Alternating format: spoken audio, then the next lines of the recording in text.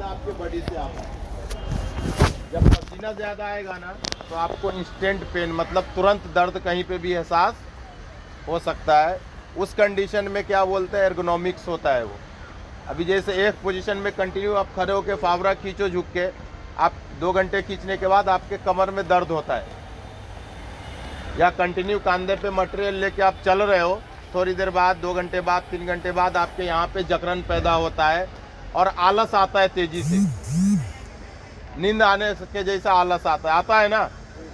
अगर वो कंडीशन आपके काम के दौरान होता है तो आप अपने काम को 2 से 5 मिनट रोक दीजिए। क्या कीजिए, जब उस तरह का कंडीशन में आप कंटिन्यू काम करेंगे तो आपकी बॉडी कहीं पे भी अनबैलेंस हो जाएगी, कहीं पे भी आप गिर सकते हो अनबैलेंस होके। तो जब भी उस तरह का लेजीनेस आता है, थकान आता है, जिससे अचानक से कंधे में दर्द, कमर में, जॉइंट में पेन आता है, अपने काम को 2 से 5 मिनट के लिए रोको, थोड़ा सा रिलैक्स हुओ, पानी पियो, चेहरे को धो लो पानी से, फिर उसके बाद काम की तरफ चलो। इससे क्या होगा कि बॉडी सेल जो है ना वो खुद को रिपेयर भी करती है। अगर वो उसमें थकान पैदा होता है तो नई एनर्जी का फॉर्मेशन भी होता है, लेकिन कब, जब उसको ब्रेक मिलेगा बीच बीच में 2 से 5 मिनट का। अभी जैसे आप 2 घंटा कंटिन्यू काम किया, 2 से 5 मिनट रुको, वो बॉडी की ज़रूरत है। नहीं रुकोगे तो क्या होगा, जब कंटिन्यूअसली उस पोस्चर में काम करोगे, उस पोजीशन में, तो बॉडी लॉक हो जाती है। कभी कभी देखा होगा बहुत देर झुक के काम करना, खड़े होने में तकलीफ ज़्यादा होती है ना। तो वो कंडीशन में अगर आप कंटिन्यूअसली काम करोगे तो आपकी बॉडी कहीं पर भी अनबैलेंस होके आप गिर सकते हो। अब मान लो हम आउटर में झुक के काम कर रहे हैं और हमारी बॉडी अनबैलेंस हो गई तो हम खतरे का शिकार हो जाएंगे ना। तो बीच बीच में बॉडी को रेस्ट दो। इस तरह के मौसम में 2 घंटा काम किया, 2 से 5 मिनट रुको, आपको कोई नहीं बोलने वाला है। 2 घंटा कंटिन्यू काम करके 5 मिनट रुकोगे, कोई आपको डांटेगा क्या? नहीं ना। तो बीच बीच का ब्रेक पकड़ो, और जब पसीना से ज़्यादा आप भीगे हो तो तुरंत पानी मत पीना, ठीक है ना। जब पसीना से ज़्यादा भीगे हो तुरंत वाटर कंजम्पशन नहीं करने का। उससे क्या होता है, बॉडी का जो है ना ब्लड सर्कुलेशन वो तेज चल रहा होता है मेहनत की वजह से, हार्ड वर्क की वजह से, तो बॉडी में गर्मीपन होता है। जैसे आप पानी पियोगे वो चौकअप करेगा, आपको ब्रेन हेमरेज कराएगा, ब्लड क्लॉटिंग होगा, बहुत सारा बीमारी करा सकता है वो। तो जब भी प्यास लगती है, तेज़ धूप में आने के बाद 2 मिनट रुको, पसीना को थोड़ा मर जाने दो, उसके बाद फिर आराम से नॉर्मल वाटर पियो। बहुत लोग को देखा क्या ऊपर नॉर्मल वाटर नहीं पी रहा है, यहाँ से ठंडा पानी भर के लेके जा रहा है। एक चीज़ सोचो, तवा गरम, उस पर पानी मारोगे क्या होगा? जलेगा ना। तो अपनी बॉडी भी वैसे ही है दोस्त, अपना जो शरीर है ना वो भी वही से अंदर से हीट है पूरा। आप उस पर ठंडा पानी पियोगे तो चौक करेगा ना, ब्लड क्लॉटिंग होगा। ब्लड क्लॉटिंग होने का मतलब ब्रेन हेमरेज, और ब्रेन हेमरेज होने के बाद क्या होता है आप सबको पता है। तो कितनी भी गर्मी हो ना, कोल्ड वाटर मत पियो, ठंडा पानी फ्रिज का मत पियो, नॉर्मल वाटर पियोगे आपकी सेहत के लिए फ़ायदेमंद है। और जब भी आपको उस तरह का एहसास होता है, कंधे में पेन आता है, यहाँ पेन आता है, कमर में पेन आता है, या पैर में खिंचाव होता है, 5 से 7 मिनट का ब्रेक पकड़ो हर 2 घंटे 1 घंटे में। आप अपने बॉडी के हिसाब से थोड़ा सा स्लैब जहाँ कास्टिंग हो चुका है, जिधर कुछ काम नहीं है, उस एरिया में आओ, 2 मिनट आराम करो, पानी पियो, चेहरे को धो, फिर से काम पे लगो, फिर अगला 2 घंटा आराम से काम करो। तो जितना सुरक्षा ज़रूरी है साइड पे आपके लिए, उतना ही ज़रूरी आपका स्वस्थ भी है। तो स्वस्थ को अलग तरीके से हमें टैकल करना पड़ता है, सुरक्षा को अलग तरीके से हमें टैकल करना पड़ता है, बराबर ना। बेल्ट लगाने से खांसी तो ठीक नहीं होगा ना।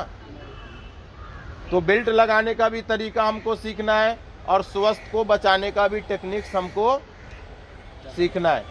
बहुत लोग का शिकायत होगा कि सर बारिश के दिन में पैर खराब हो जाता है, सबका हो जाता है खराब। ऐसा नहीं है कि वर्कर भाई का ज़्यादा खराब इसलिए होता है कि वो कंटिन्यू बारिश में काम कर रहा होता है, उसका जूता कंटिन्यू गीला होता है। स्टाफ का भी पैर खराब हो जाता है, उसका एक आसान टेक्निक्स है, उस पैर का जो स्किन है ना उसको रिपेयर करने का। एटलीस्ट हफ्ते में तो 1 दिन 20 मिनट फ्री टाइम मिलता होगा आप लोग को, मिलता होगा ना। थोड़ा सा पानी गर्म करो, हल्का सा नमक डालो उसमें, और पैर डुबा के आधा घंटा बैठ जाओ। जितना स्किन डैमेज हुआ है सब ठीक हो जाएगा, रिपेयर हो जाएगा। अब पानी से पैर निकालने के बाद नमक पानी से उसको साफ कपड़े से पोंछो। मास्टर ऑयल समझते आप लोग? सरसों का तेल, सरसों का तेल समझता है ना? उसमें हल्दी मिक्स करके गरम करो और पैर के तलवा में लगाओ। जितना स्किन में पानी लगा होगा वो सारा का सारा खत्म हो जाना है। हम लोग उतना भी नहीं करते अपने पैर के लिए, सोचते हमारा पैर खराब हो गया।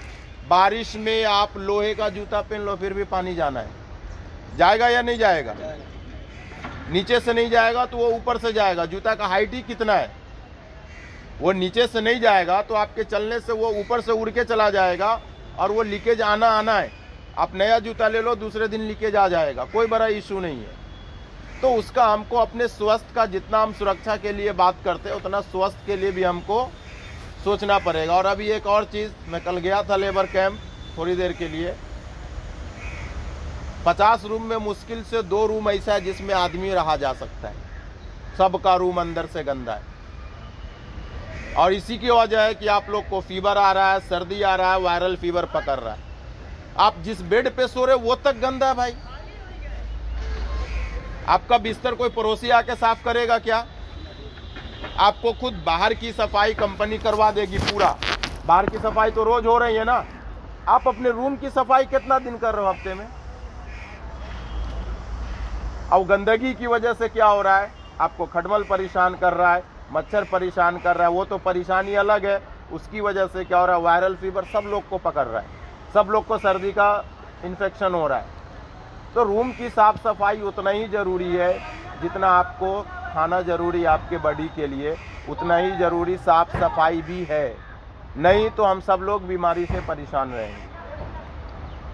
अपने अपने रूम का सफाई करके जो भी कचरा होता है थैली में भरो। डब्बा वहाँ लगाया गया है ना कचरे का, ऐसा तो नहीं कि डब्बा नहीं है, लगभग हर लाइन में डब्बा डाला गया है।